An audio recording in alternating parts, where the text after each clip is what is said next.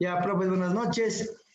Siempre es interesante, una veces parece que se sale del tema, pero en realidad todos los deportes y todas las actividades están siempre ligadas. Sí, el ser humano siempre va a ver las cosas por separado, ¿no? Pero la vida y las actividades siempre están ligadas, nunca están solas, ¿sí?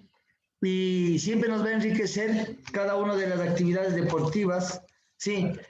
Porque a veces piensa uno o cree uno que solo en el fútbol hay estrategia o solo en el baloncesto hay jugadas, ¿no? Y resulta que sí hay jugadas cuando se hace actividades en el atletismo, en el tenis, que parecerían que no van a funcionar. Y sí, pues resultan una buena estrategia y un buen, una buena forma de ver el deporte de todos los puntos. ¿Sí? Lastimosamente, digo yo lastimosamente, estamos en un país que queremos jugar solo el fútbol. Y bueno, y mucho del planeta está futbolizado.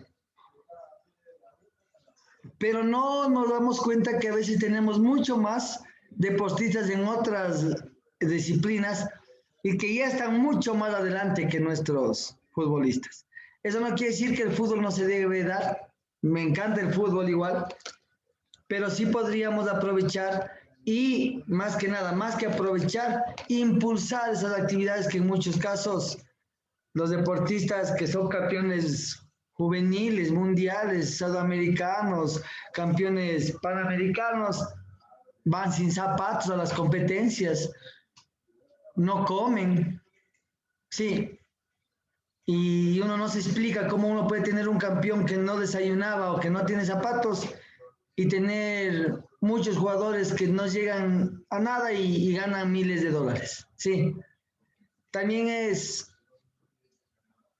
ya comercial, muchos casos político, utilizan los deportes masivos para que la gente esté ahí sin fijarse en lo demás que sí podríamos y sí podemos tener mucho más connotación a nivel país, ¿no es cierto? A nivel país. Entonces, bueno, vamos a comenzar con la clase de hoy. Eh, Hoy nos toca ver la polivalencia del deporte, del entrenamiento de musculación. Sí, entonces comencemos un poquito con el tema. Vamos a compartir ya para comenzar con la clase de hoy. No, esto no es. Tin, tin, tin, tin.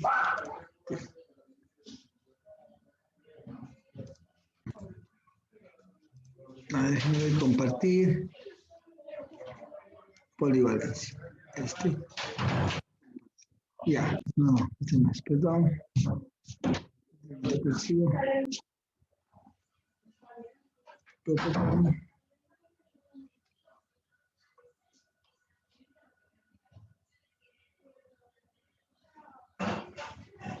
Denme un segundito, chicos, se me perdió un poquito la diapositiva, ya les pongo.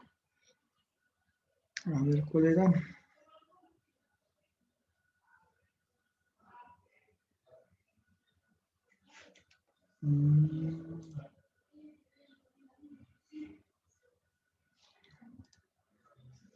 Aquí no.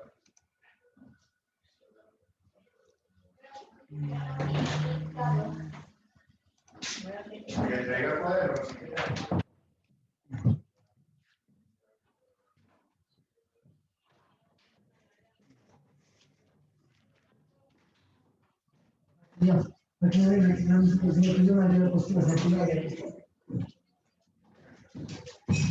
Deme 5 segundos, chicos, por favor.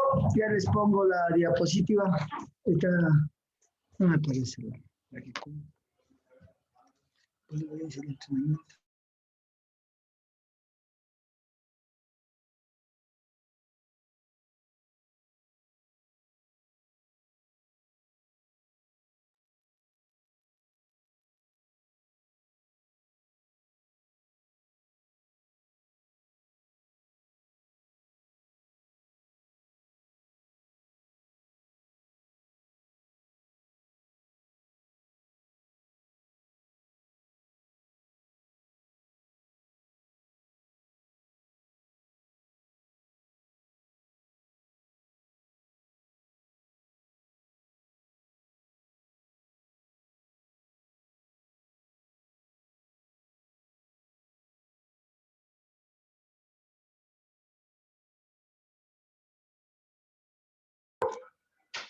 Ya. Ok, buenas. Vamos a ver un poquito de la polivalencia del entrenamiento deportivo. Sí, ¿qué es la polivalencia del entrenamiento deportivo? Se encuentra relacionada generalmente a las salas de entrenamiento polivalentes, ¿sí? En las que encontraremos máquinas de musculación, máquinas cardiovasculares, barras, discos de pesas, ¿sí? Realizando la determinada discos de pesas, barras, discos, ¿sí? Aparatos e implementos simples, realizando la determinación inicial y periódica de la condición física, biológica y motivacional de los usuarios, con un nivel de calidad óptimo tanto en el proceso como en los resultados, siempre desde la observancia de la salud y el bienestar. Bueno, generalmente están hablando o se habla de polivalencia del entrenamiento de musculación, ya de un lugar en donde podemos encontrar varias, podríamos decir, implementos que nos van a servir para hacer varias actividades deportivas. Está dirigido a todas las personas especiales a las que quieren ser monitor, ¿sí? De un gimnasio, entrenador de acondicionamiento físico, ¿sí? O de entrenador de algún polideportivo, preparador físico o entrenadora personal, ¿sí? A esto más o menos se refiere la parte de la polivalencia en el entrenamiento de musculación. Dentro de la polivalencia de la musculación, vamos a ver varios aspectos. Como rehabilitación, ¿sí? Como rehabilitación. La rehabilitación física está encargada de recuperar al máximo las capacidades del individuo que ha sufrido alguna lesión o enfermedades, reincorporarlas al paciente a sus actividades de la vida diaria. Lo realizan médicos en rehabilitación o fisiatras que trabajan con un equipo multidisciplinario conformado por el grupo de médicos de diversas especialidades que analizan el caso clínico y determinan cuál es el mejor tratamiento para el paciente. Y lo canalizan en el área de terapia física y rehabilitación correspondiente. Para la rehabilitación se suele usar calor, frío, luz, electricidad, sí, onda corta, aparatos para generalmente rehabilitación, porque realizar ejercicios de musculación en la rehabilitación. ¿Por qué realizar ejercicios de musculación en la rehabilitación? Bueno, vemos que estas áreas polivalentes o estas salas de musculación también van a servir para ayudarnos en cierto momento como máquinas o como aparatos para mejorar una rehabilitación. ¿Por qué realizar ejercicios de musculación en la rehabilitación? ¿Qué dicen ustedes? Profe, buenas noches. Buenas noches. De experiencia propia. Yo tuve una lesión del ligamento cruzado. ¿Ya? Entonces, cuando fue la operación, incluso antes de la operación me dijeron que haga un poco de musculación para ayudar al cuádriceps, porque es un músculo bien importante, para sostener lo que es las dos partes, tanto lo de, ¿cómo se podría? La tibia y con el fémur, porque ese ligamento junta esos huesos. ¿Ya? Y cuando me operaron, se perdió bastante masa muscular, casi la totalidad, se puede decir, quedó bien flaco. Entonces, obviamente, para recuperar ¿qué se puede decir? El tono muscular, de ley tocaba hacer ejercicios de musculación. Claro, Ajá, por eso, para la rehabilitación es bien importante la musculación. Listo. Generalmente nos pasa eso, ¿no? Y en algunos casos yo he visto que hacemos la parte del tratamiento, nos ponen compresas, frío, calor, pero lo último, que es la rehabilitación muscular, a veces se pierde. o no hay ese seguimiento, o hacen las primeras sesiones, se sienten bien y dejan esas sesiones de musculación. Entonces, cuando nosotros, porque ¿cuál es el problema? A veces hay que ir a terapia, ¿no es cierto? Todos los días, y en algunos casos el deportólogo nos manda ya una ficha de los ejercicios que debemos hacer para recuperar. Y uno debe ir a un gimnasio, sí, podría ir a un gimnasio, a mí me tocaba que venían al gimnasio ya con la ficha de lo que mandaba el médico, hacer extensiones, hacer trabajo de abductores, con el fitball, sí. Y ya mandaba un poquito la indicación de esta actividad y se la podía realizar. Pero había muchos deportistas que no, ya una vez que sentían mejor, dejaban esta parte de la rehabilitación. Entonces, muchas veces en los casos, no sé si alguien trabajó en gimnasio, le llegan a uno deportistas con lesiones y con parámetros de hacer la actividad.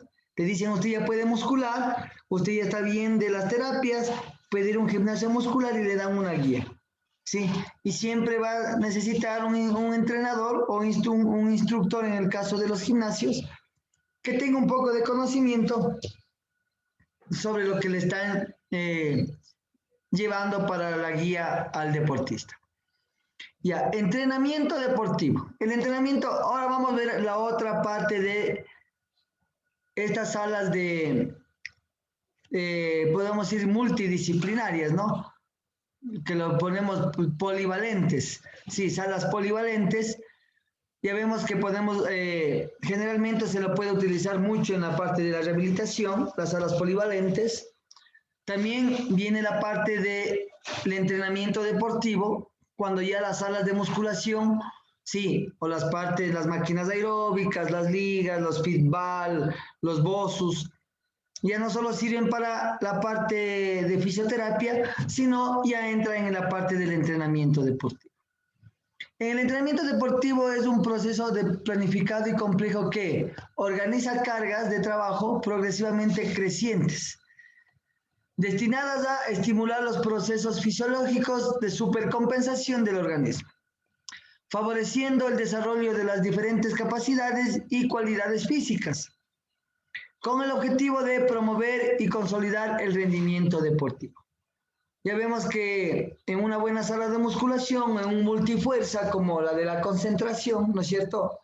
Nosotros podemos tener aquí en Quito, podemos tener un manejo adecuado si tenemos los implementos de un buen entrenamiento dirigido a las actividades deportivas, ¿no?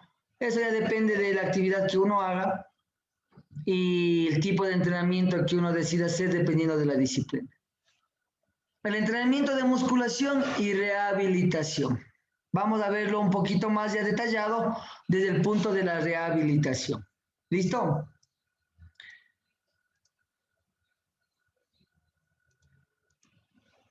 Ya, los ejercicios de rehabilitación son un tipo de intervención terapéutica usada en fisioterapia para el tratamiento de múltiples lesiones que afectan a las funciones de los distintos sistemas corporales. Cuando una persona presenta lesiones, es común que no entienda la manera exacta qué estructuras se afectaron y cómo las cosas que hacen pueden empeorar la patología, ¿sí?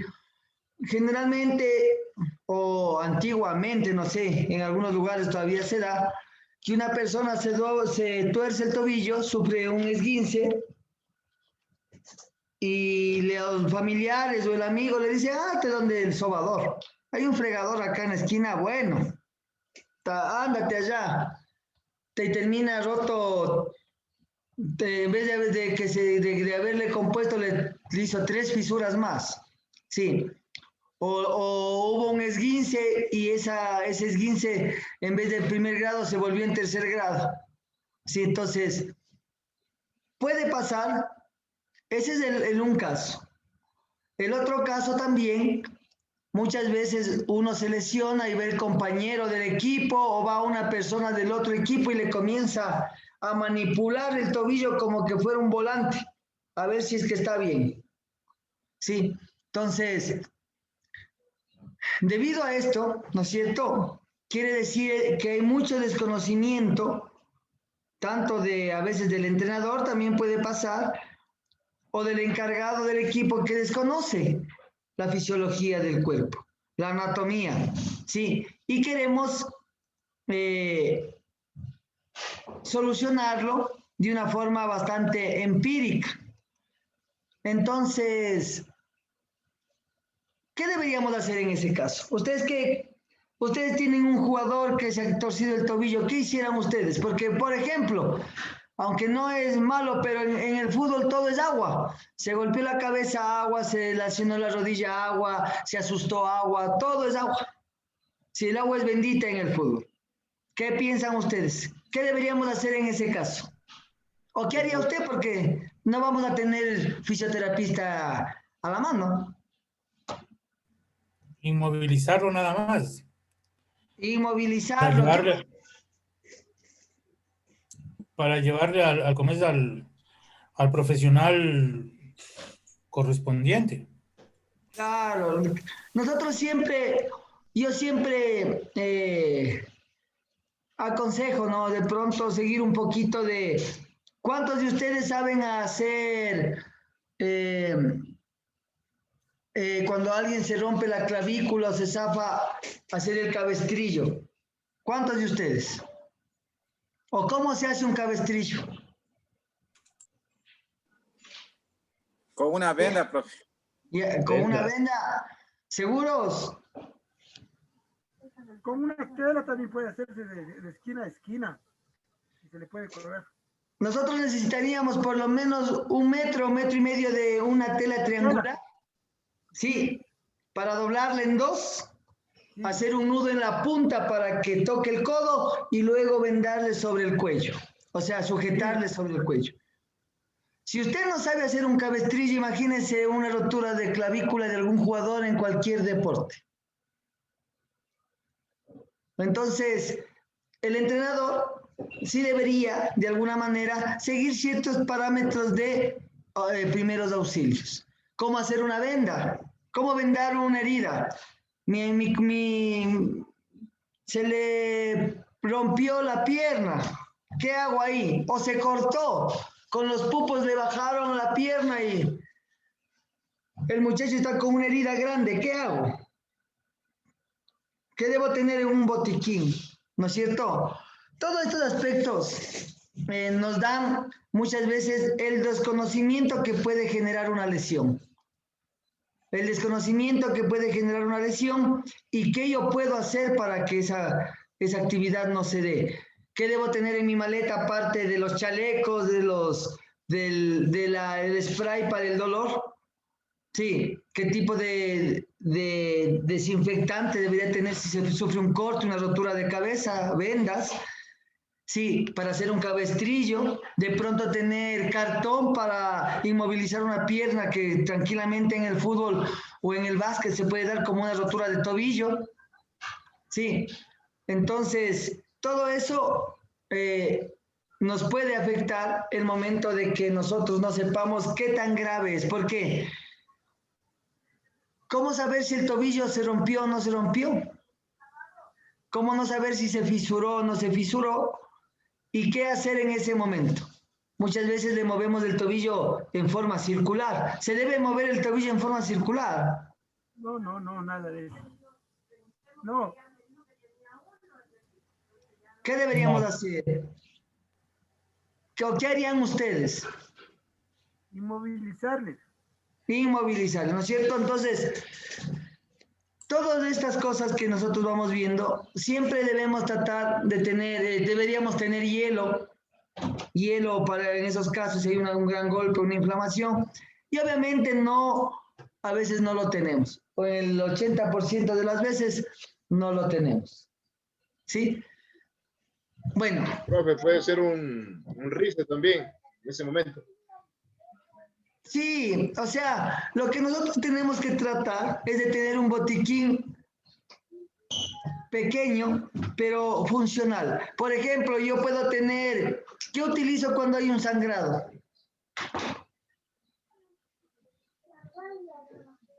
Gasas. ¿Qué más puedo utilizar si hay un sangrado? Como apósito. Torniquete, por favor. No, torniquetes. Un pañuelo que no tape tanto la herida. ¿Saben qué podrían tener en caso de esos? Aplicar presión sobre la herida.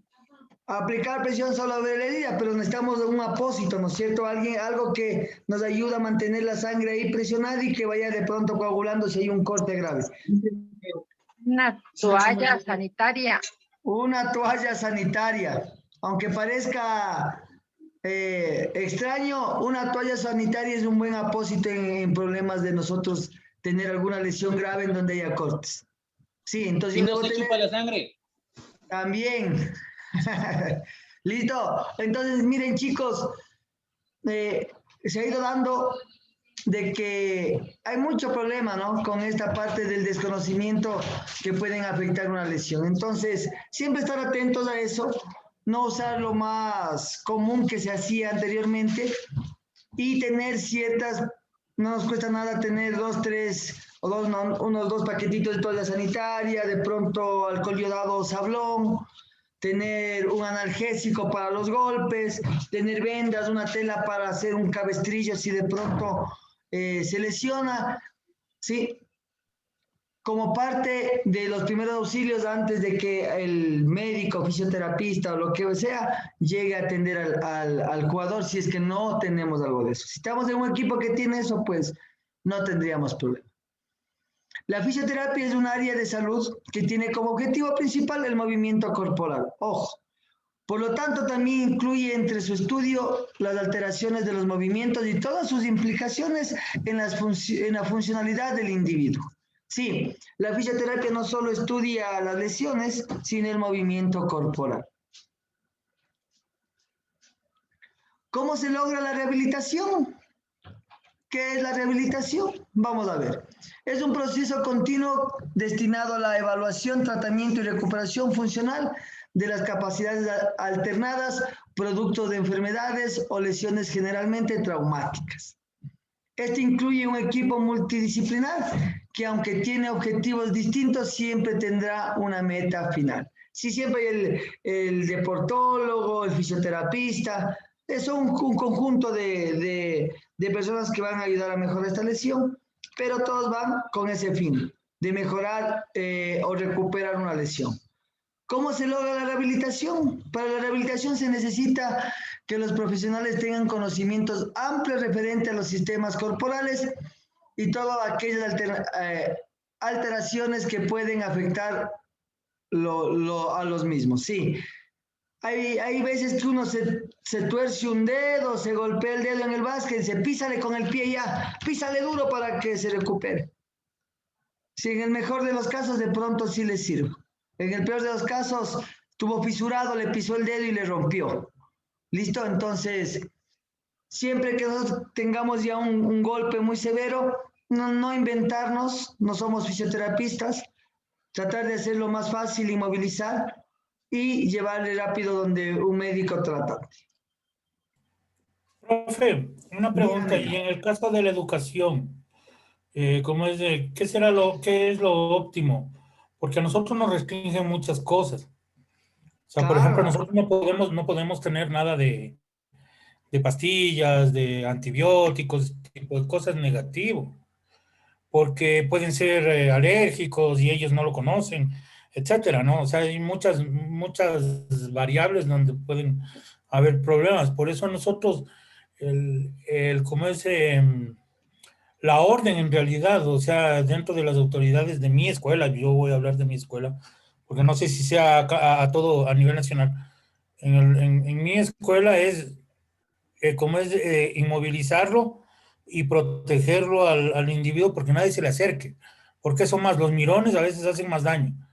Entonces, hazle esto, hazle otro, bueno, entonces hay que protegerlo y llevarlo de inmediato al centro de salud más cercano, porque nosotros no podemos hacer absolutamente nada más. Eso es a nivel de todos. Por ejemplo, usted tiene un centro médico en el colegio, pero el colegio no puede medicarle al muchacho. Tiene que el padre venir y aceptar si le quieren medicar, si no, no le puede dar nadie nada. Sí, ese es un problema.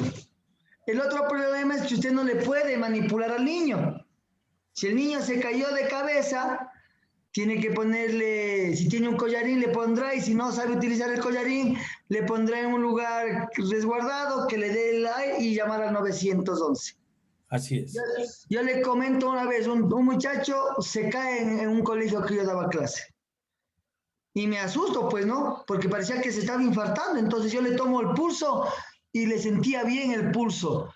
Veo que respiraba bien. Bueno, le zafo los zapatos, le acostamos, le pusimos una mochilita en los pies, le levantamos la cabeza, le pusimos un saco como almohada. Llamamos al 911 porque parecía que no reaccionaba y el muchacho se estaba haciendo. No estaba nada. Estaba llamando la atención. Ya mismo le daba yo con esos choques eléctricos en el pecho a ver si reaccionaba. Y el muchacho se estaba haciendo. Vino el de 911, le aplicó aquí en el pecho y también bajo la nariz, le pulsó para ver si sentía dolor. Cuando se está desmayado no hay reacción. El muchacho enseguida reaccionó. ¿Ya? Entonces uno tiene que primero conservar la calma. Si es una herida muy grave, tendrá que darle primeros auxilios. Si está desangrando, ver un apósito y demás. Sí, si se rompió la pierna, inmovilizarle con cartón, vendas. Se rompió la clavícula, hacer un cabestrillo si es que sabe. En el mejor de los casos. Y hasta ahí llegamos. No podemos manipular más. Sí, por eso es que yo digo que, y aún así sepa, y aún así usted sepa, tiene que venir alguien de afuera porque está prohibido el colegio o el médico del colegio manipular mucho al muchacho. Sí, entonces, siempre tiene que haber un testigo. Tiene que haber un testigo, debe estar la máxima autoridad enterada de qué es lo que usted va a hacer. A mí me tocó llamar a la rectora, a la inspectora general, al psicólogo, antes de llamar al 911. Para que ellos digan sí, ingrese nomás del 911. Antes el muchacho, que si hubiera infartado, ya estaba al otro lado. Profe. Dígame. Una consulta. Por ejemplo, en donde yo trabajo, nosotros trabajamos con la Cruz Roja también, que son los estudiantes. Y en este punto, la persona que da la charla es la doctora del colegio. ¿Ya? Y cualquier problema que sucede es directamente trabajamos con el médico. ¿Ya? Y el médico va directamente a ver qué pasa con el estudiante. Claro. Ya que los estudiantes tienen una carta, diría yo, en dónde está, si puede tomar medicamento, que no puede tomar, y ellos tienen una planilla y con el número de padre de familia. Claro. Eso es lo que se maneja hoy en día. Con eso se ha podido solucionar muchas cuestiones, si no puede tomar un Tempra o Finalin, en fin, muchos medicamentos que hay hoy en día. Pero siempre el departamento médico o las inspecciones tienen su hoja de vida, diría yo, del estudiante, qué medicamentos puede tomar, si tiene problemas cardíacos o otras enfermedades que hay en día, mi profe. Muchas gracias. Claro. El otro problema es que, por ejemplo, diga, profe Marco, cuénteme. Eso es una historia clínica, pero eso no lo tenemos todos. Ajá. O sea, te dejo por Rubén, porque si lo tienen es que bueno, pero por ejemplo en las zonas rurales es imposible. Yo trabajo específicamente en zona rural.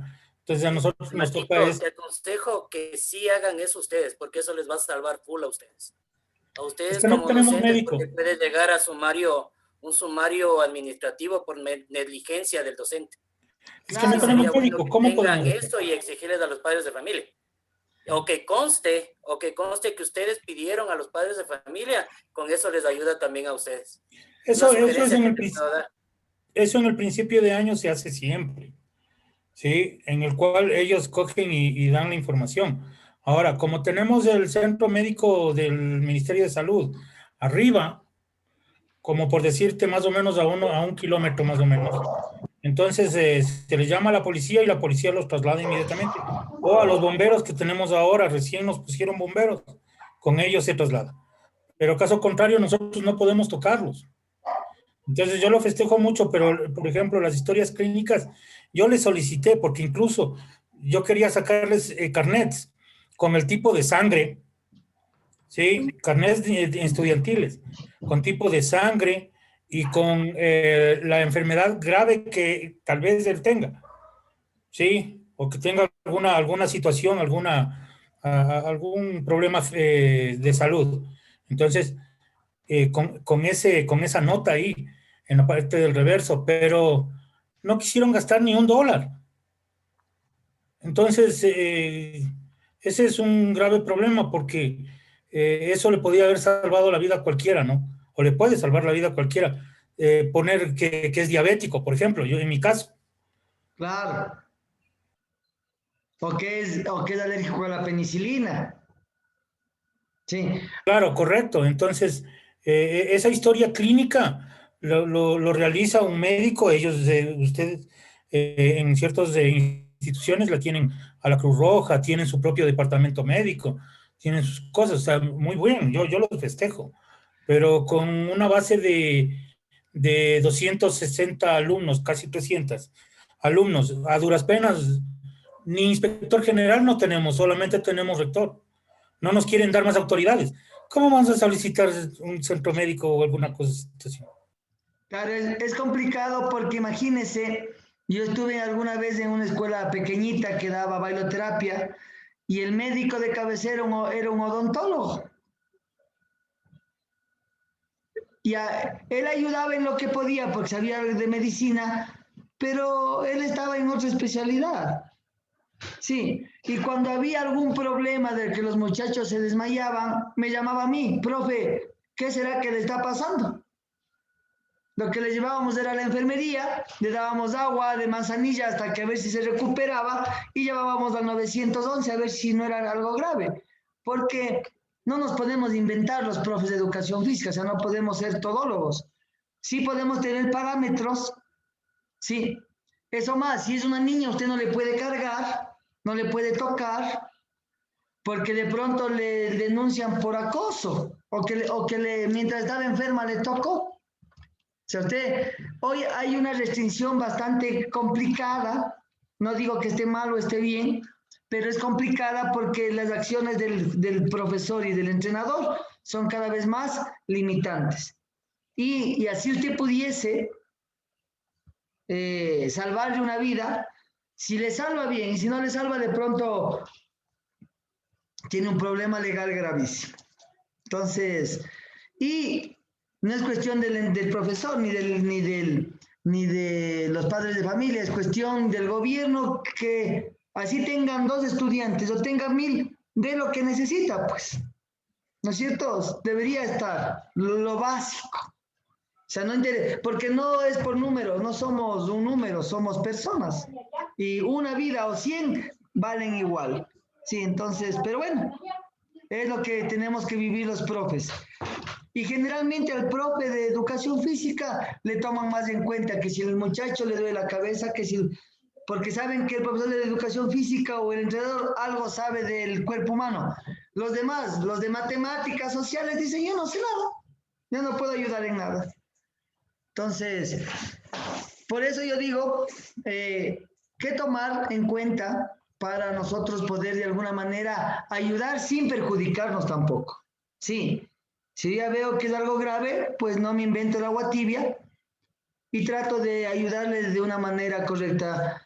Tomarle signos vitales, ver que no esté cortado, poner en un lugar cómodo y que venga un especialista. Hasta ahí llegamos. Sí. Y también pasa eso también en clubes, no solo en colegios, en escuelas. Una selección de una escuela pobre, ¿qué puede tener? Si no hay doctor para el colegio, va a haber doctor para la selección. Sí. No hay ni aguas. A veces el entrenador compra las aguas para los muchachos. Entonces, es triste, pero tenemos que conllevar eso. ¿Listo? Entonces, ¿cuáles son los objetivos de la rehabilitación? Y yo estoy hablando todo dentro de una actividad o de un lugar en donde tengamos los implementos, maquinaria, un gimnasio, ¿no? Podríamos decirlo así, un gimnasio. Y si no lo tengo, tratar de acomodarme a un gimnasio, aunque sea rústico, pero de alguna manera poder ir buscando esa manera de tenerlo. Vamos a ver. Los objetivos de la rehabilitación.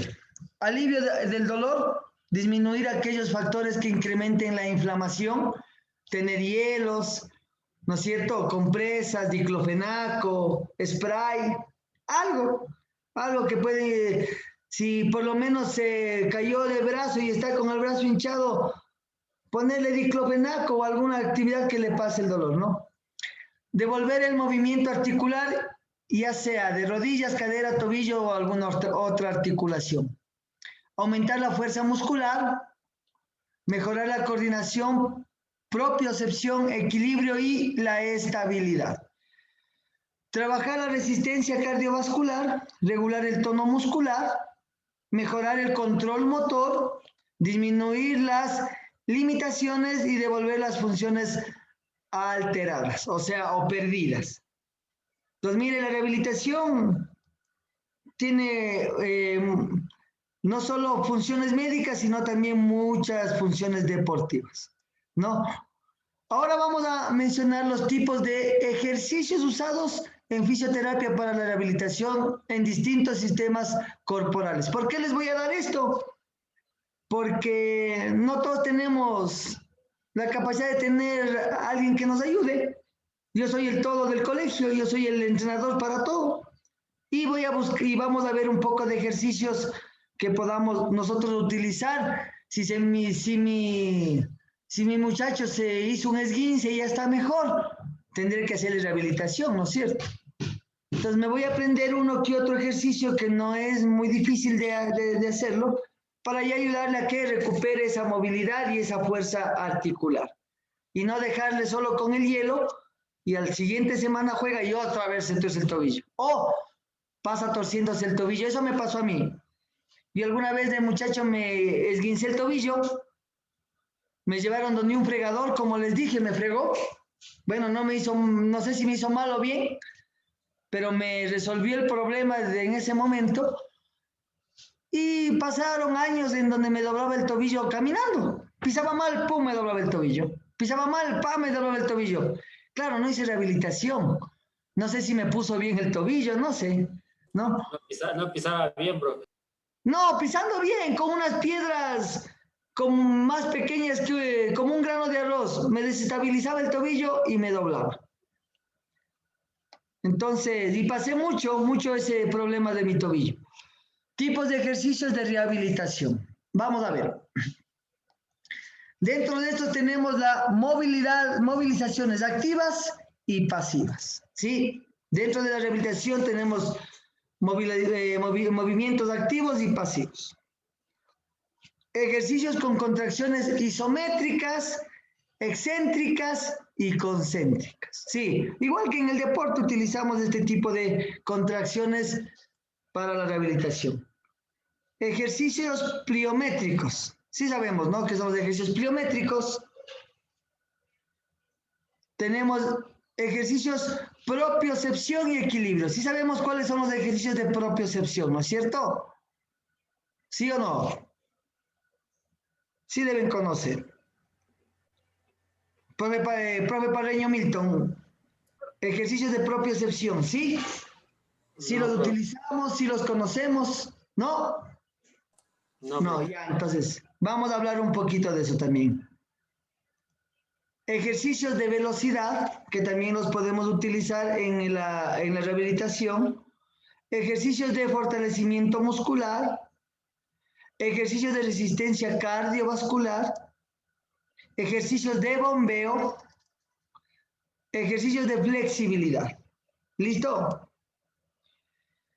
Designamos como técnicas pasivas. Vamos a ver una por una, ¿no? Vamos a ver las técnicas pasivas dentro de la rehabilitación y dentro del entrenamiento de musculación, ¿no? Todo está basado en la polivalencia del entrenamiento de musculación. Las técnicas realizadas por el fisioterapeuta o llevadas a cabo por una fuerza externa, por ejemplo, un aparato, y que se dejan hacer las pacientes sin desarrollar una actividad motora voluntaria. O sea, quiere decir que yo mismo no hago la acción, sino me ayudan a hacer la acción.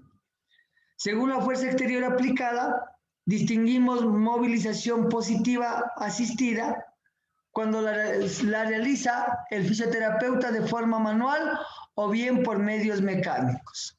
¿Sí? Entonces, una actividad pasiva, sí, asistida, es cuando yo le ayudo al deportista o al atendido a realizar una acción. Él no la realiza, yo le ayudo a que realice esa acción. Movilización autopasiva.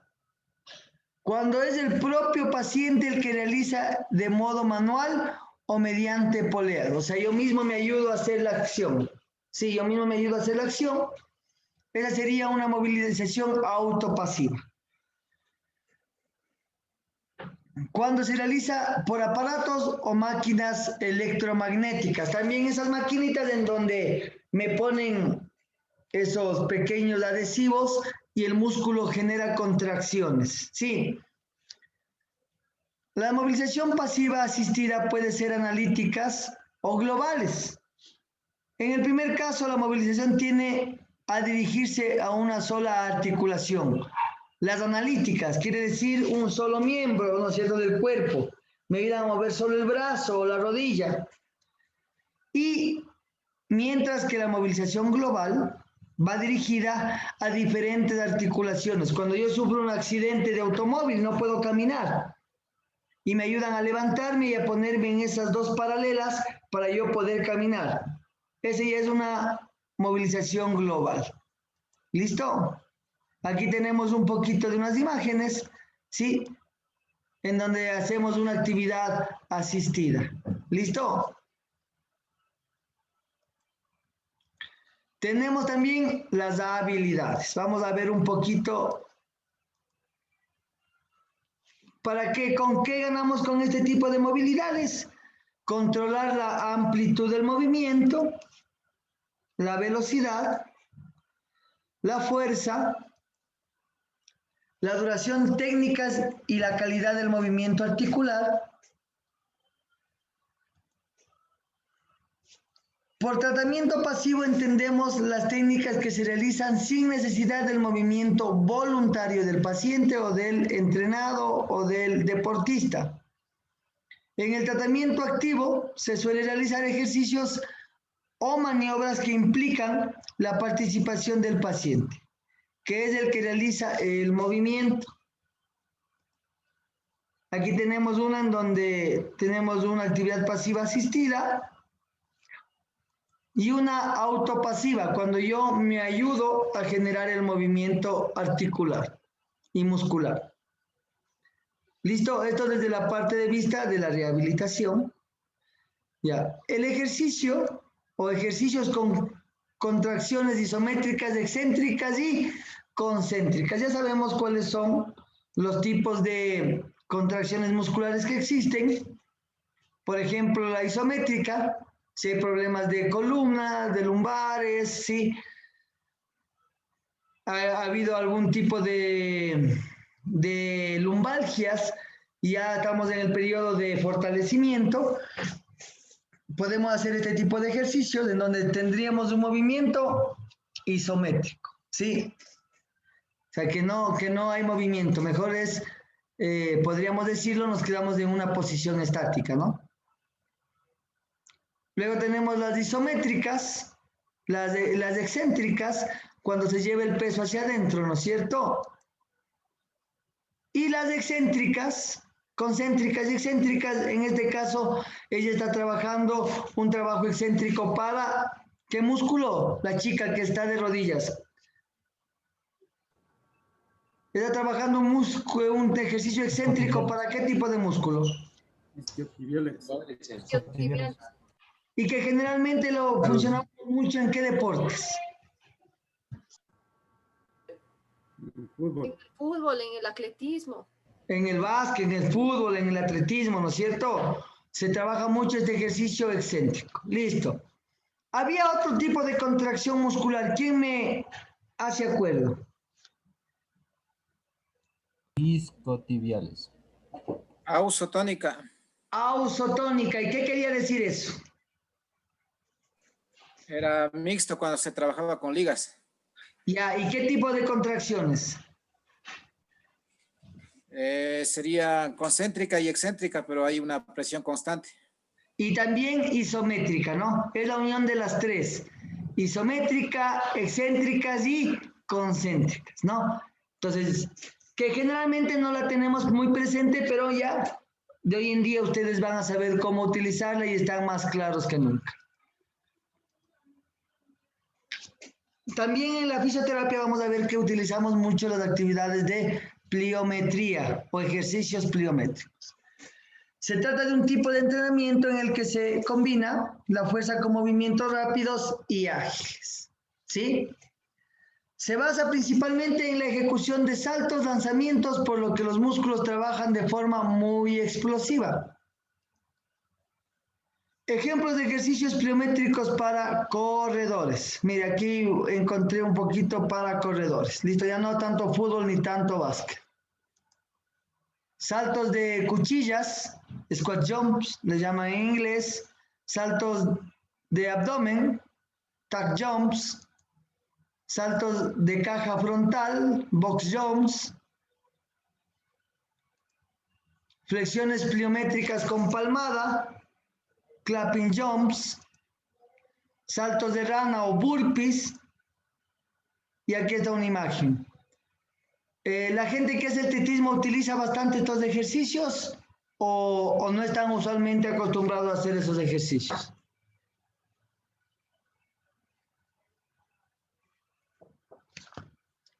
¿Cuántos profes hay de atletismo? Que me digan si es que realmente se utilizan estos ejercicios de forma común. No mucho, profe. No Se usan. No, muy poco. Ya, pero aunque aquí me dice que es aconsejable, ¿no? Desde el punto de vista de explosividad. Sí.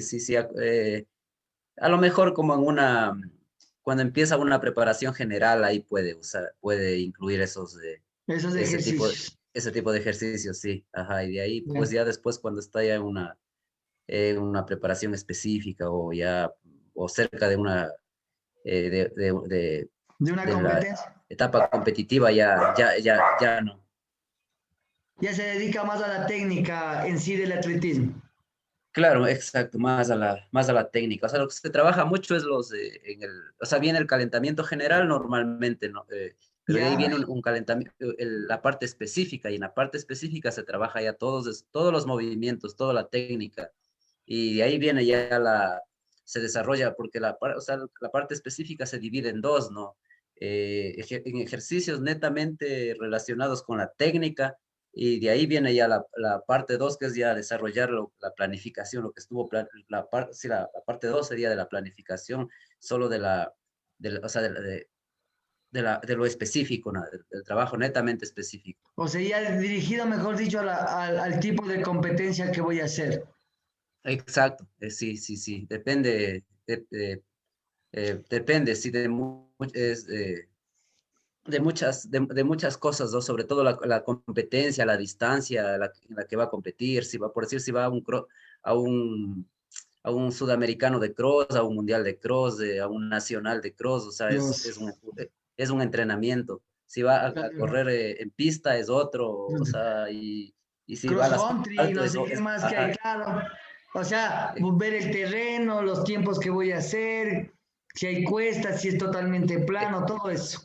Exacto, sí, todo eso son factores que hay que tomar en cuenta y son, o sea, en el momento de planificar o o sea, son determinantes, ¿no? O sea, para la consecución de resultados sobre todo, ¿no? Ya, chévere. Siempre varios deportes, Porque, por ejemplo, si nosotros leemos esto, diríamos, se ocupa eso en el atletismo bastante, ¿no es cierto? Porque eso es lo que nos da la información. Y a la larga, sabemos que la realidad de pronto es otra, ¿no? O sí se lo ocupa, pero en otras instancias. Listo, entonces vamos a ver. Esos ejercicios son más de CrossFit, profe. Ahí se ocupa a diarios. Ya, vea, por ejemplo, es lo que yo decía, ¿no es cierto? Muchas veces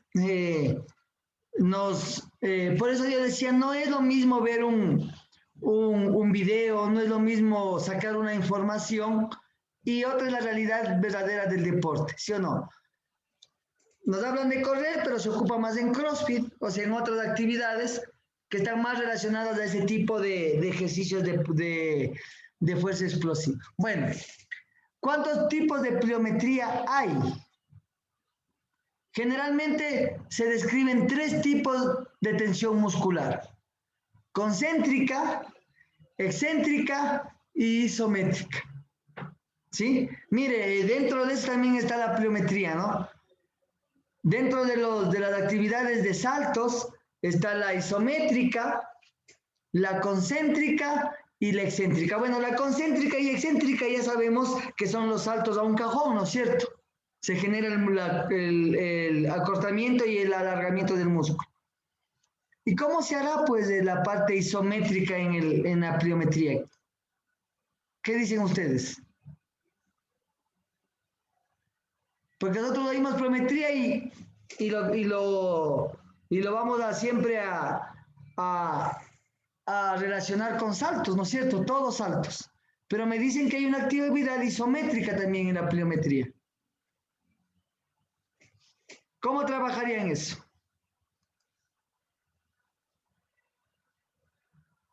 ¿Qué dice ese profe Jorge? A ver, ¿qué dice usted? Se combinarían, profe. Por ejemplo, en una sentadilla, digamos, hago de manera estática, o sea, isométrica. Y luego, supongamos, voy a hacer un total de 10 repeticiones. Ya. Las 5 primeras repeticiones hago isotónicas. Ya. Luego me quedo en posición estática, que sería tensión muscular, o isométrica, y luego las últimas otra vez sería como un tipo sprint. Ya. Perfecto, mire, o sea, quiere decir que no solo el movimiento me va a generar esa fuerza que yo quiero para la pliometría, también la parte isométrica, ¿no? Coger una barra con no mucho peso, aguantar el peso y luego de pronto hacer 4 series de actividad isométrica y luego 4 series de sentadillas con movimientos explosivos, si yo lo deseo, o saltos, ¿no es cierto? Ya, fase de la pliometría. Hay varias fases en la pliometría. Por ejemplo, la fase excéntrica o pre-estiramiento excéntrico. Fase de carga, acumulación de energía mecánica y elástica, ¿sí? La excéntrica sería el aguante del peso, ¿no? Bajar despacio, como hablábamos del ejercicio para isquiotibiales. De ahí viene la fase de amortiguación o tiempo de rebote. Cuando más corto sea la fase, más efectiva y potente será la fase de acortamiento. Al no perderse la energía elástica de la fase anterior. ¿Qué quiere decirnos esto? Un ejemplo. Leo otra vez, ya. Dice, la fase de amortiguación o tiempo de rebote. Cuando más corta sea esta fase, más efectiva y potente será la fase de acortamiento, al no perderse la energía elástica de la fase anterior. Por ejemplo, ¿quién me da un ejercicio de esta fase de amortiguación? Saltos sucesivos con los 2 pies de distancias de 15 metros. Ya, ¿no es cierto? Saltos sucesivos en donde él no pierda el impulso. Correcto. Perfecto. También puede ser sobre una valla, ¿no? Hago un salto lateral, hago un rebote y sigo saltando, salto. Pero tiene que, perdón, profe, pero tiene que estar la valla máximo a la altura de unos de 25 a 30 centímetros, porque si lo vamos a poner muy alta, pues ahí va a haber explosión. Claro, tiene que ser entre unos 25 y 30 centímetros, Max. Así es. ¿La sentadilla con salto entraría ahí, profe, o no? No, porque en la sentadilla con salto usted hace una pausa para bajar, no puede saltar a la vez porque la barra le rebotaría en los hombros, ¿no es cierto? Yo tengo que hacer un salto para caer, un salto. ¿Qué nos dice el ejercicio para que sea pliométrico? Que sea un rebote continuo. Pim, pim, pim, pim, que sea como un conejo que va a saltar de un lado al otro, que no haya pausa para que no pierda esa fase o esa energía elástica. ¿Sí? Eso nos dice. Puede ser sobre una valla de unos 20, 25 centímetros, hasta 30 máximo. Sí, puede ser sobre platillos. Ponemos platillos en el piso, saltamos. Puede ser hulas también. Sí, la idea es que haya este tipo de tiempo de rebote. Es como un pequeño rebote que se va a generar. ¿Listo? Ya, Y puede ser, profe. Dígame. Y puede ser ahí también un ejemplo, puede ser también el salto a la cuerda, o sea, el salto con la soga. Sí, puede ser un salto a la soga. Sí, tendría bastante relación un salto de soga. ¿Sí? Porque nos está explicando que debe ser una actividad continua y que no se debe perder esa energía o esa potencia en el salto. Puede ser corriendo la soga, puede hacer, bueno, podemos hacer varios tipos de saltos, ¿no? Profe, se puede hacer un pequeño circuito, puede ser saltos con vallas pequeñas, frontales y laterales. Claro, depende de lo que yo quiera manejar, si quiero manejar lateralidad, si quiero manejar solo frontalidad, ¿no es cierto? Si yo hago fútbol, no voy a hacer solo lineal, porque el jugador de fútbol va a la derecha, va a la izquierda, salta hacia atrás, salta hacia adelante, el de básquet igual. Puedo poner un cuadrado y que el jugador me salte de esquina a esquina, tanto frontal, lateral y hacia la espalda. Lateral, frontal y hacia la espalda. Hacer un cuadrado y que salte con los dos pies, pero que no pare en ningún momento, que sea continuo. No muy largo para que no tenga que hacer un salto muy largo y tenga que caer, sino mejor corto, que sea de reacción el salto. Saltos de reacción. ¿Listo?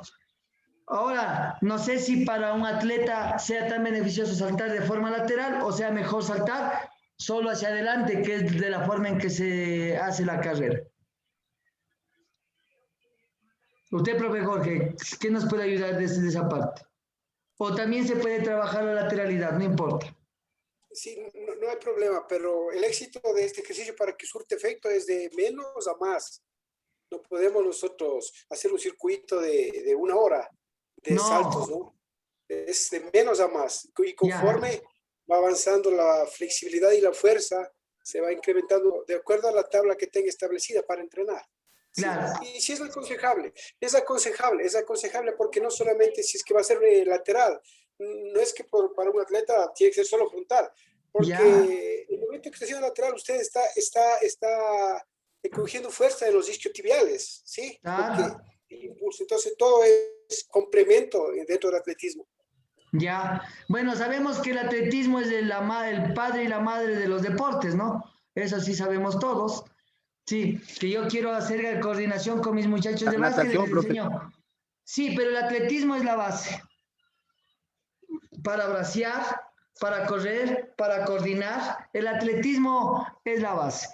Luego derivan los demás deportes, sí, en algunos más, en otros menos, pero sabemos que el atletismo es la base de los deportes y también es la base de la resistencia física. Sí, entonces, desde ahí.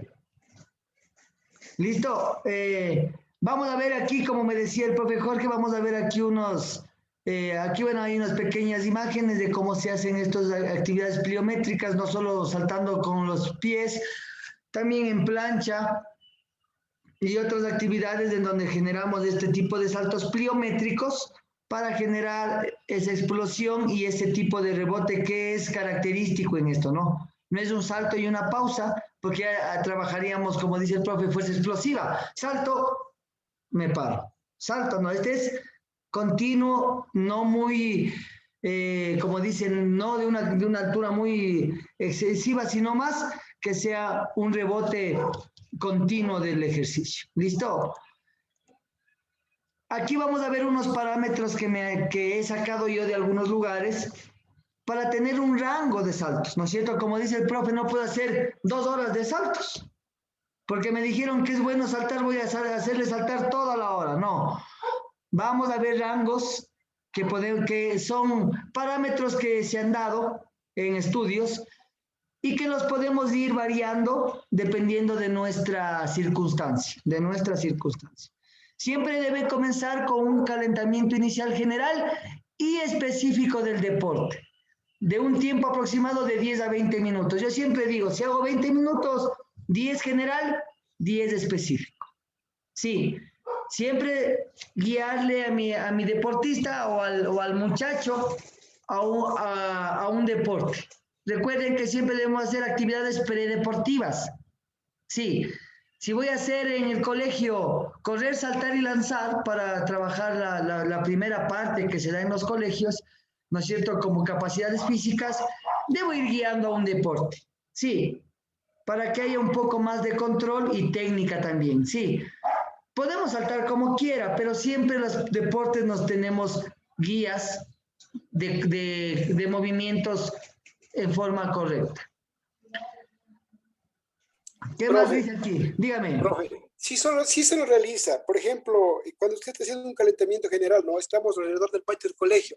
El profesor dice, bueno, cabeceos. Y da el ejemplo, ¿no? Saltamos 1, 2, 3 y arriba. 1, 2, 3 y arriba. Igual en el básquet, 1, 2, 3 y arriba. 1, 2, 3 y arriba. Entonces, está completo. Sí. Y yo solo decía, también porque yo tenía un profe de mi hijo que les tenía corriendo toda la hora. Toda la hora les tenía corriendo. Y no les enseñaba ni cómo bracear, ni el ángulo del codo, ni si estaban saltando o impulsándose hacia adelante. Al final no les hacía estirar. O sea, les dejaba a la buena de Dios. Corran. Ya vomitaban los chicos de tanto correr. Faltando 10 minutos, vayan a mojarse la cara al curso. ¿No? Hay profes y profes, sí. Y bueno... Profe, una situación, no es un problema, ¿no? Sino es que es una... Se ha analizado y se ha visto que en la mayor parte de los establecimientos educativos, a los profes más expertos, a los más preparados, les ponen en cursos superiores, siendo al revés. Sí, siendo al revés. A los iniciales tienen que estar las personas preparadas, porque ahí en los iniciales donde nace, y es penoso ver que alumnos de segundo, tercero de bachillerato no pueden darse un rol, no pueden hacer un rol, les falta coordinación, les falta movimiento. Entonces esas son las consecuencias, ¿no? De pronto la mala planificación del sistema pedagógico académico de cualquier institución, sin nombrar, ¿no? Que planifican mal. Sí, esa es la verdad. Yo no le puedo coger al muchacho de 15 años y enseñarle a dar borde interno cuando el profesor de sexto hasta sexto grado, que sería hoy hasta séptimo, ¿no es cierto?, de básica, le hizo que pegue puntazos todo el año. Sí. Segundo, no puedo obligarle a mi muchacho que marche si el de escuela no le enseñó a usar la escalerilla para generar coordinación en brazos y piernas, y muchas veces tienen implementos, porque el verdadero deporte comienza en las formativas, o sea, desde la formación del jugador, cuando el jugador no sabe todavía del deporte, porque cuando ya viene al deporte, y ya viene mal entrenado, usted tiene que borrarle el chip y tiene que borrar una cosa y que aprenda otra. Y se vuelve más complejo la enseñanza. Yo siempre decía, hay 3 cosas que uno aprende cuando a uno le enseña algo a un muchacho o un joven o lo que sea, a cualquier deportista. Hay el problema inconsciente. ¿No es cierto? El problema inconsciente es cuando él no sabe cómo es el problema, ¿no es cierto? Me dicen que botee o que haga cascaritas. Como no sé, es el problema inconsciente. Luego se viene la solución consciente, cuando él dice, ya entiendo el problema. Me explicó el profe que yo debo bracear así y hacia adelante, no cruzar los brazos para correr, porque entonces se pierde la mecánica. Y luego viene la solución inconsciente, en donde el muchacho ya soluciona sin tener que estar pensando. Como de cuando a uno le enseñan el 2 más 2. 2 más 2, 4. Yo ya sé cuál es el problema. Ya memoricé la solución. Y luego se genera, pero ¿qué pasa cuando no hay la solución inconsciente? Tengo que regresar a la anterior.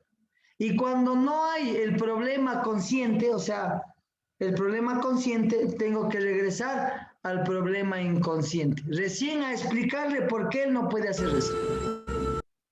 Sí, entonces, en esas 3 fases del aprendizaje, uno tiene que darse cuenta. Si el muchacho no puede marchar, ese problema no se solucionó antes, cuando tenía que haberse solucionado, que es en las formativas. Por eso es que hoy en día, uno de los mejores equipos o clubes para mí es el Independiente del Valle, porque genera formativas. Les da estudio, les ayuda un poco con la comida, les pone a jugar, y si no quieren, pues luego se van, no pasa nada. Pero ha formado un jugador. Lo malo de aquí es que en la mayoría de instituciones no nos dejan a los profes que más saben con los pequeños, que es donde vamos sacando el semillero, sino que nos mandan con los más grandes, cuando ya el más grande ya tiene malos hábitos, malas técnicas y toca comenzar desde cero. Pero cuando quiere usted mejorarle, ya se graduó o ya se pasó la categoría porque ya no dio la categoría. Entonces, y también puede pasar, por eso dicen que lo más difícil es el semillero, el menos reconocido, pero el más complicado. Porque si usted hace un buen deportista desde pequeño, al que le toque, al profe que le toque, va a tener un buen deportista. Si no, tendremos deportistas que se les quemó o no se les ayudó a desarrollar. Aquí tenemos otra cosa más, ¿no? Bueno, aquí decía que de 10 a 20 minutos para aumentar la temperatura corporal, mejorar el metabolismo, ¿sí? Y preparar a los músculos y articulaciones, además de beneficios del calentamiento. ¿Para qué nos sirve el calentamiento? Simplemente para prepararnos para una actividad más esforzada. Para eso el calentamiento, ¿no es cierto? Activar nuestros sistemas del cuerpo, sistema cardíaco, muscular y todo lo demás, para una actividad más fuerte. Ahora dice, según Bedoya 2014, son gente que he puesto ciertos estudios de médicos, deportólogos y fisioterapistas que han dado estos consejos. Para adolescentes hasta los 17 años, sugiere el entrenamiento pliométrico debe completarse 2 días por semana durante 8 o 10 semanas. Sí, 2 días por semana, de 8 a 10 semanas, durante la práctica del fútbol con un periodo de descanso de 72 horas. Ya sabemos que las actividades fuertes necesitamos entre 48 y 72 horas o 2 o 3 días de recuperación. El número inicial de contactos con el suelo debe ser de 50 a 60 por sesión. Sí, 50 o 60 saltos quiere decir, ¿no? Contactos. Quiere decir que si usted hace un circuito y pone 5 estaciones o 6, tendrán que haber máximo 10 saltos por estación, ¿no es cierto? Para que complete sus 60 saltos. Y el aumento no más de 80 a 120 contactos le llaman ellos, ¿no? Yo diría saltos, contactos con el piso. De este grupo de edad para prevenir lesiones por uso excesivo. ¿Listo? Entonces yo debo hacer con niños, con jóvenes de 17 años. Ahora con niños, yo puedo hacer rutinas de 6 saltitos. Vamos a hacer 3 ejercicios de 6 saltos. Y hago 3 series y completo unas 20 o 30 saltos en la serie. Eso es lo recomendable. Más de eso puede ser contraproducente. Más saltos, muchos saltos, puede ser contraproducente. Entonces nos dice que para prevenir lesiones es bueno esta actividad. Un total de 3-4 ejercicios pliométricos. Quiere decir que yo voy a dividir mis 40, 60 saltos en 4 ejercicios o 3. Si hago de 3 y son 60, tengo que hacer ejercicios de 20 saltos. Tum, tum, tum, tum. ¿Listo? Y estos ejercicios los hago por 3 series. Se debe realizar 2-4 series de 6 a 15 repeticiones por sesión de entrenamiento. Sí.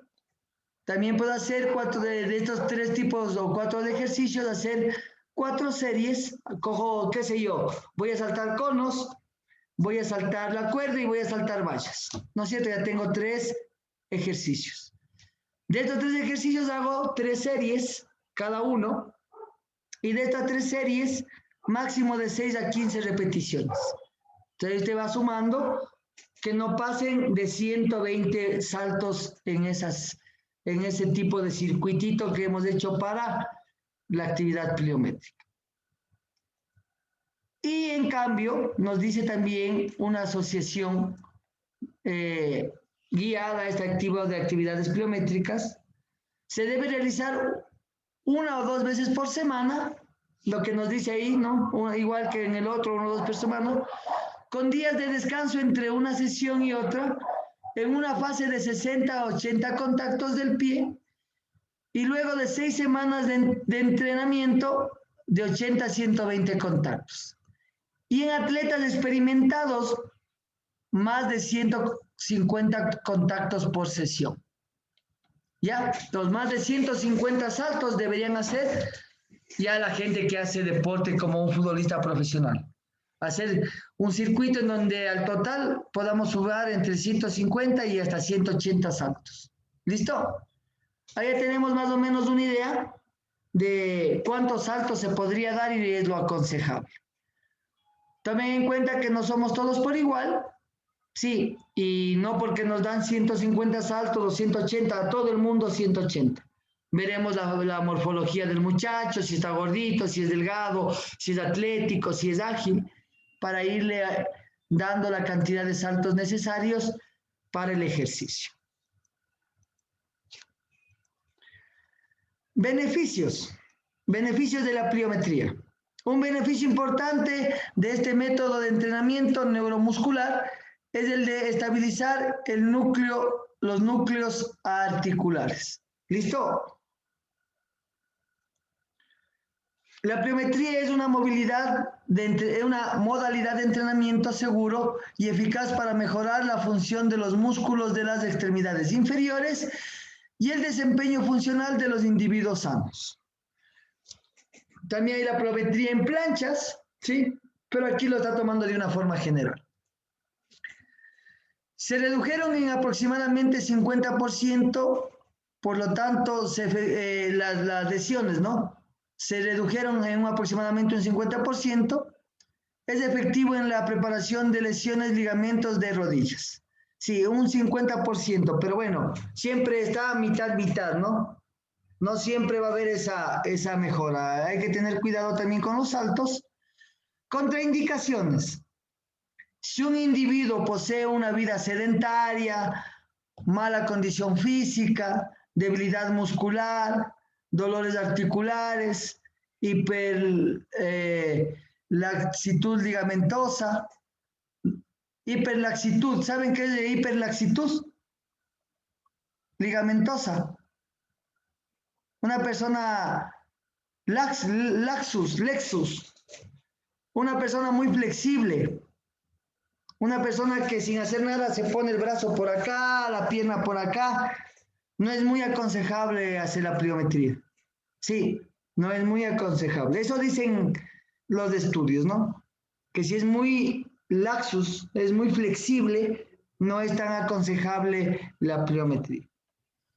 No es un buen referente a realizar pliométrico, no sin antes consultar a un fisioterapeuta experto. Sí, ya que según la intensidad del riesgo de lesiones puede ser alto en estos casos. Ahí tenemos un poquito de muestra. Alguien me decía que se ocupaba mucho esto en el CrossFit, ¿no? Tenemos que ver que la persona que va a hacer CrossFit, si hace estas actividades, no tenga un sobrepeso, sí, no tenga problemas de articulaciones, sea totalmente salto, porque ustedes saben que en los saltos se llega a 180, 190 pulsaciones, dependiendo del esfuerzo que se haga. Entonces, yo siempre aconsejo hacer el CrossFit mejor a personas atléticas, no a personas que sean sedentarias o que quieren recién bajar de peso. Quiero bajar de peso y quiero meterme a CrossFit. Aconsejo mejor que sea atlética. Ya estando un poco atlético, 1 año de entrenamiento, 6 meses, comience a hacer su CrossFit de a poco.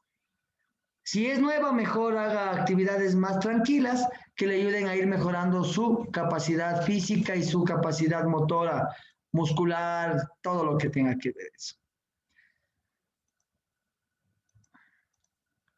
Ya, vamos a hablar ahorita un poquito de la propiocepción. ¿Saben qué es la propiocepción? ¿Quién me puede ayudar?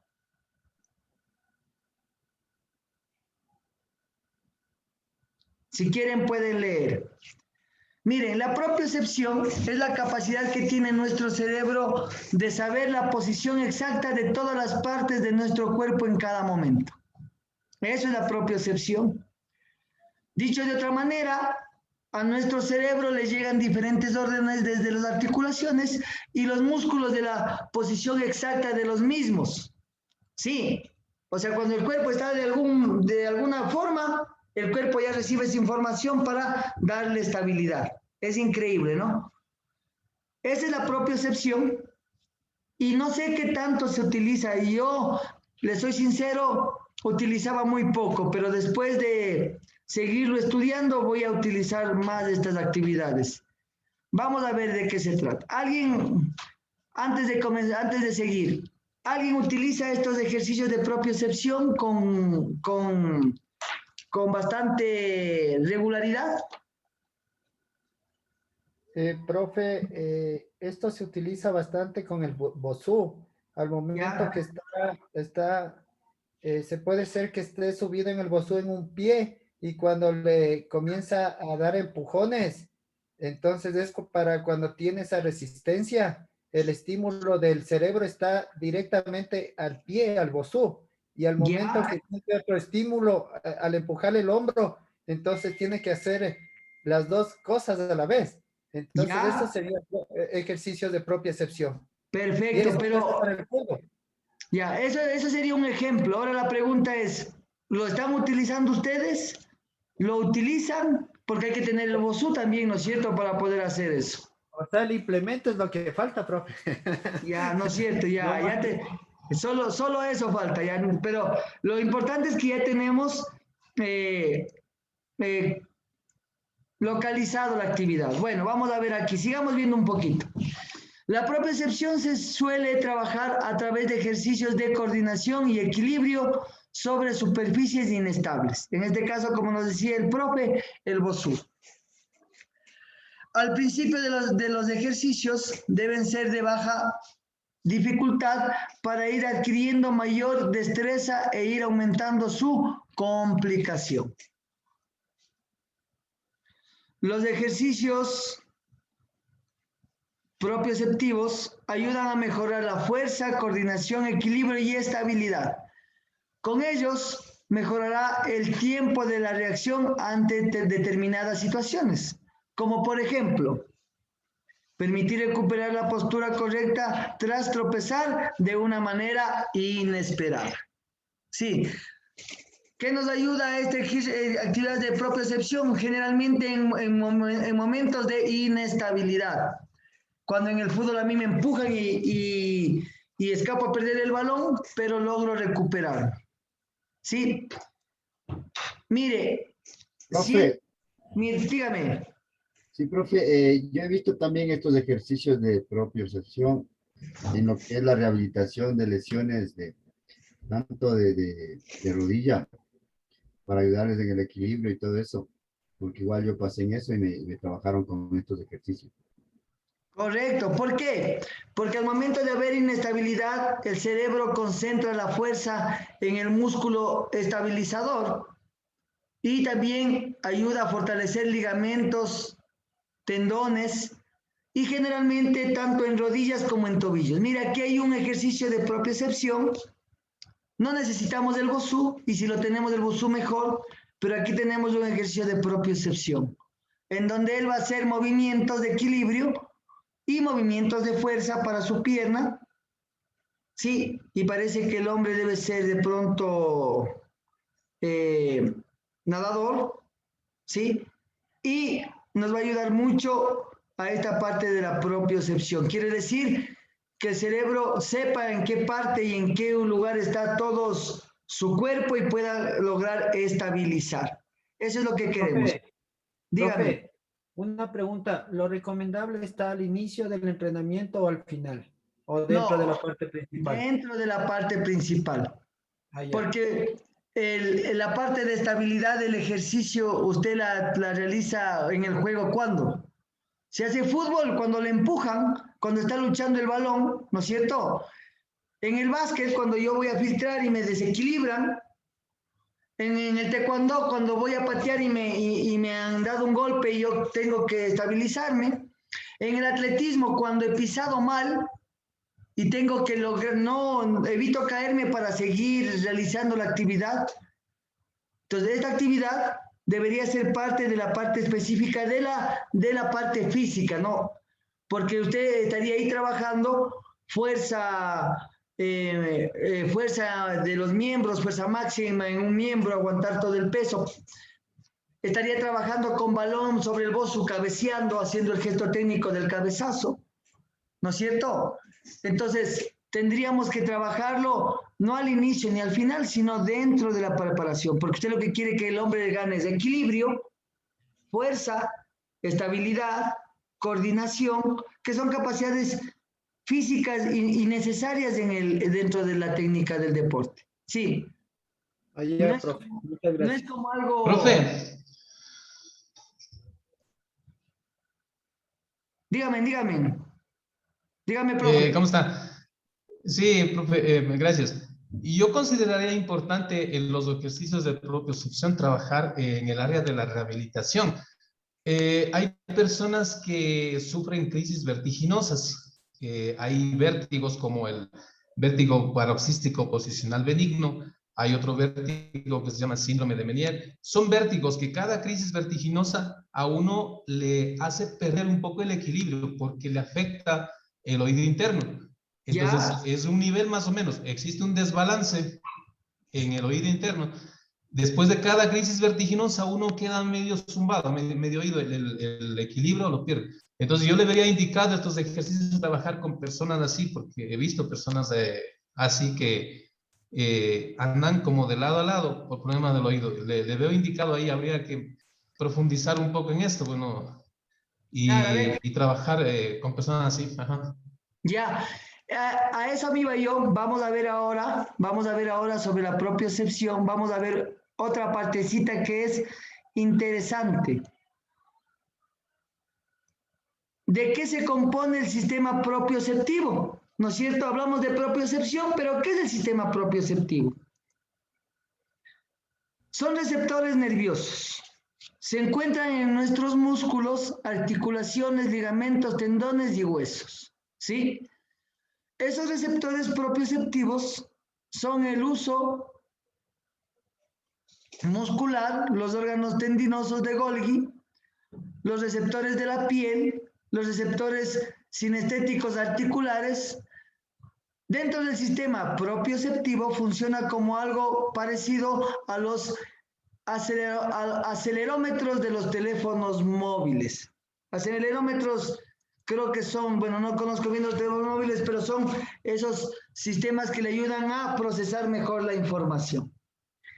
Nervios aferentes. Los nervios adherentes son los transmisores del sistema propioceptivo.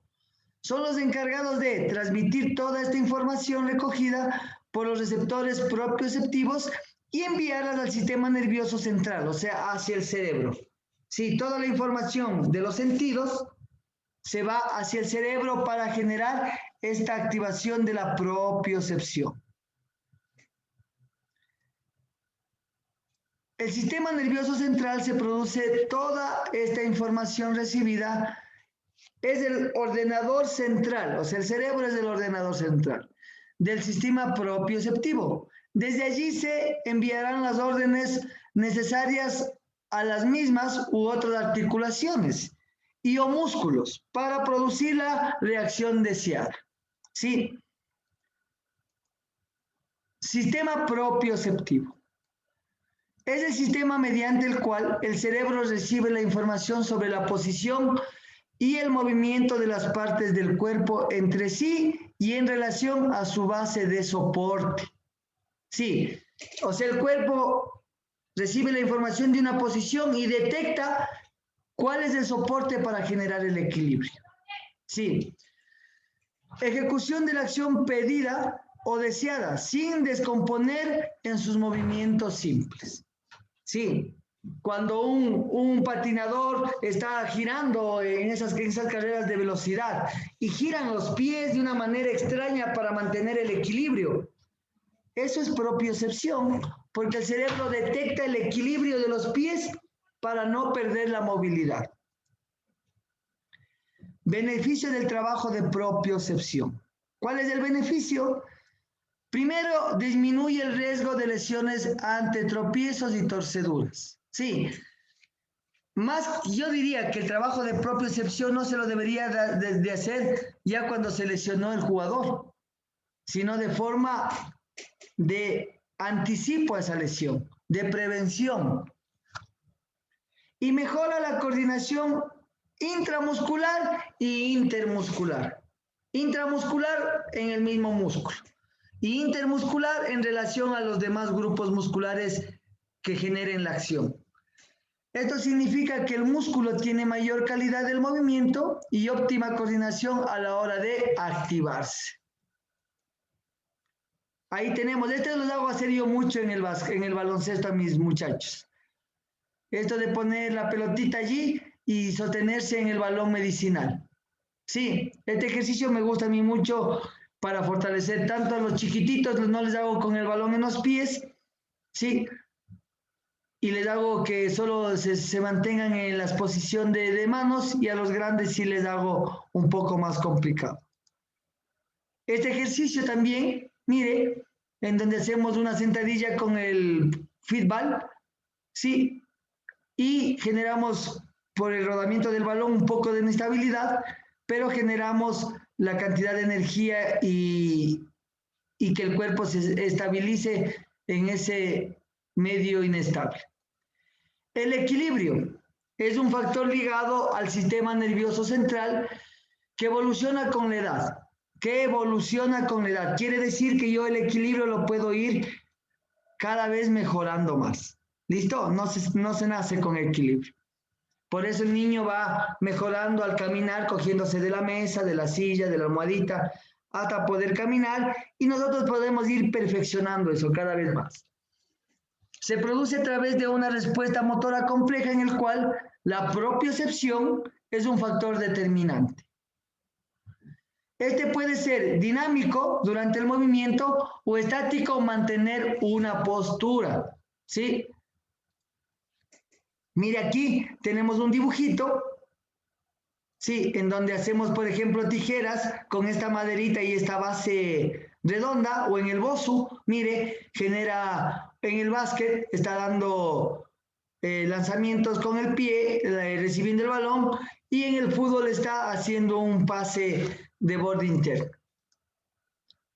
Y también tenemos de esta manera estática. Observen, no necesitamos el bosu, si es posible hacerlo descalzo para que haya mayor respuesta de los nervios que se contactan al movimiento del pie, y los movimientos más o menos simulando la actividad del baloncesto. Tenemos otra, mire, en donde estamos trabajando activaciones de los gemelos. Subimos con los dos pies y aguantamos el peso con un solo pie, haciendo una actividad excéntrica. ¿Listo? Ahora, la sensibilidad propioceptiva es extraordinariamente importante en la vida de la relación del ser humano. Esta información es muy precisa sobre los movimientos rápidos y que contribuyen a mantener el tono muscular. desencadenando la mayor parte de los reflejos que mantienen el equilibrio. Mire aquí los sentidos que intervienen en la propiocepción. Sistema vestibular o del oído, los nervios del pie, ¿sí? Los nervios musculares y la vista. Mire, lo que decía el compañero. Cuando alguien está afectado el oído interno, se genera un desequilibrio. ¿Quién ha hecho esa prueba? Yo creo que la mayoría, de caminar en línea recta con los ojos cerrados. ¿Se han hecho esa prueba? No, hoy lo van a hacer. Sí, profe, sí, hemos hecho, sí se ha hecho. En la escuela yo siempre. ¿Y quién logró caminar en línea recta? Se hace mucho más difícil, profe, porque es como que se perdiera la noción del espacio. Se supone que uno está despierto, ya caminó 2 veces por el mismo lugar, cierra los ojos y... Hoy van a hacer esa prueba en su casa ustedes. Van a hacer 5 pasos, me van a decir, o 6 pasos. Y de esos 6 pasos, tienen que caminar con un pie delante del otro, ¿no? Ese es el objetivo. Ojo. Yo cojo el pie otro y voy caminando de esta manera. Un pie adelantito del otro. Por lo menos 10 pisadas. Y de esas 10 pisadas me dicen mañana cuántas lograron hacer. Dígame. En los ejercicios de propiocepción también en el BOSU, uno puede permanecer con un pie un tiempito un poco largo, pero al momento de cerrarlos, algunos al principio ni 5 segundos y caen rapidito. Claro.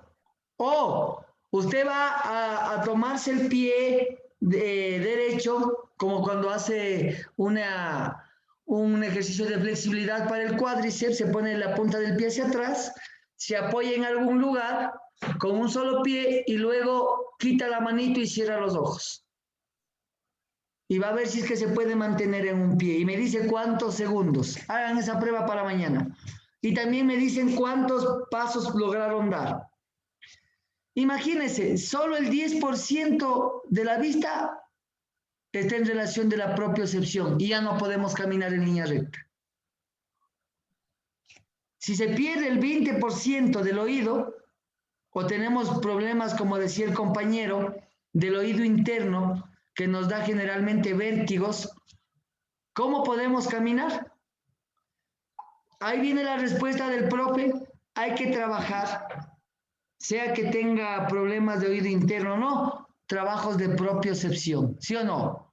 Debería yo trabajarlo. Segundo, saber si mi estudiante tiene problemas de oído, de la vista, ¿no es cierto? Si tiene algún problema de esos, de pronto no tiene un buen equilibrio. Yo tengo una estudiante que se había caído de una bicicleta y le quedó sorda de un oído. Y no puede quedarse parada en un pie cuando hacemos flexibilidad. Cójase la punta del pie y ella se cae, pum, de un lado. Al comienzo decía yo, qué raro. No puede ponerse porque como un árbol, pum. Yo pensé que se estaba haciendo al comienzo. En nuestro oído hay una membrana que estabiliza todo nuestro cuerpo. Y si algo de ahí está mal, entonces no estamos bien. Ya, entonces yo al comienzo, antes de estudiar la parte de la propiocepción, decía, qué extraño esta mujer, no puede, qué inútil, no puede ponerse. No, ha estado sorda de un oído y no podía mantenerse, ni apoyándose. Si no se apoyaba del mismo lado, se iba de lado. Entonces, mire, muchas veces también puede afectarle a un deportista alguna de estas afecciones.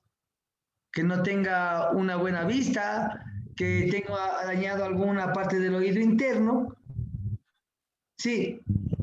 Y que estos se conectan entre sí. El oído, el ojo y el pie están ligados íntimamente. Entonces, ¿Qué tan importante la actividad de la propiocepción? Muy importante. ¿Cuándo trabajarla? Siempre. Hágala antes, hágala después, hágala al final, haga un ejercicio de propiocepción. Sí, para que ese jugador y esa persona no solo mejore proteja sus rodillas y tobillos y muñecas, sino que también tenga un buen equilibrio en su vida diaria. O sea, tenga más ejercicio de esa receptividad de las cosas. ¿Listo? En colaboración, vamos a ver un poquito ya para terminar, en colaboración con la vista, la sensibilidad propioceptiva tiene vital importancia en la coordinación del movimiento, acción de músculos agonistas y antagonistas, sinérgicos y fijadores, de modo tal que el resultado final sea un desplazamiento del cuerpo o de una extremidad, con las siguientes características. Recorrido exacto, de modo que no falte ni sobre distancia, según el objetivo deseado. O sea, que sepa, hay jugadores de fútbol que le dicen los reyes del anticipo, los defensas que se anticipan a todo, va a ir al balón y ya llegan ellos primero. Ellos tienen un recorrido exacto. Perfecta relación de trabajo entre músculos agonistas y antagonistas, lo que hablábamos de fortalecer y igualar el movimiento, ya que estos deben trabajar alternamente, por ejemplo, flexiones y extensiones. Ausencia de temblor kinestésico, síntoma inequívoco de la inestabilidad articular, tanto al inicio del movimiento como a su terminación. Sí, tembloroso. Listo, chicos, que le hemos estado ahí. Si pueden... Ay, mañana tengo pruebas, Dios mío. Listo, mañana... Gracias, profe. Ya, revisen un poquito sobre los músculos agonistas, antagonistas, sinérgicos y fijadores. Vean esos términos, léanlo un poquito para que ustedes también vayan investigando así pequeñas cositas que ustedes deben saber. Listo, espero que les haya servido. Seguimos con el próximo de la clase mañana. Una buena noche a todos, ya estamos cansados todos, ya nos dormimos de la pantalla, es normal, después de todas nuestras actividades del día. Bastante fuerte es el esfuerzo que están haciendo y les felicito a todos. Sigan adelante, muy buenos profesores, muchos con mucha experiencia, veo gente con muchísima experiencia que en cada cosa que nos dicen nos ayudan también a nutrirnos a todos, sí, no solo al profe, sino a todos los compañeros, y no olviden de compartirse sus experiencias para que vayan a cada profesor brindándole algo de lo suyo. ¿Listo? Nada más, profes, una linda noche a todos. Mañana tomamos las fotos de asistencia, no hay problema. Cuídense mucho. Chao, profe. Gracias. Muchas gracias a ustedes. Una buena noche. Hasta mañana, profe. Hasta mañana, que descansen. Que descansen, Gracias, chicos. buenas noches. Profe, Chao, profe, nena. Chao, profe. Chao, nena. Profe, quería comunicarle algo. Una compañera que no asistió a la clase de hoy, que está delicada de salud, se llama Rocío Mora, me dijo que por favor le informara. Me acordé ahora mismo. Ya no hay ningún problema. Por favor, No casi se me olvida. Muchísimas Ya, gracias, profe. profe. Muchas gracias. Profe, dígame. Mi compañera Jessica Cumbal también tuvo problemas hoy en la tarde con la conectividad del internet. Ya, listo. Jessica Cumbal, ya les anoto. ¿Listo? Gracias. No hay ningún problema, chicos. Díganles que están justificados. Una buena noche a todos, profes. Una buena noche. Hasta mañana, profe. Hasta mañana. Gracias, profe. Hasta mañana. Muchas gracias.